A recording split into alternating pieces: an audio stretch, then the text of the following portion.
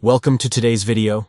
If you've been looking to stay connected with friends and family, downloading the Facebook application is a great start.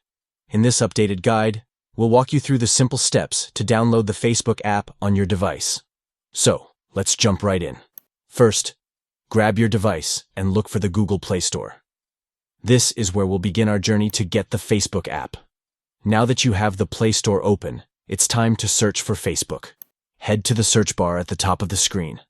Type in Facebook and hit enter. This will bring up a list of results, so keep your eyes peeled. Next, you'll want to select the official Facebook app. Look for the app by Meta Platforms, Inc. It should feature the iconic blue icon with the classic white F. This is the application you need. Once you find it, the next step is to install the app. Simply tap on it and then hit Install. The app will start downloading and installing automatically.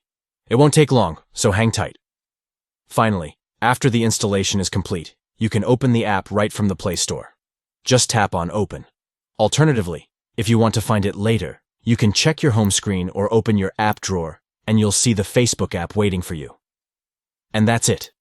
You're now all set to explore Facebook and connect with your loved ones. Thanks for watching, and remember to like and subscribe for more easy tech guides.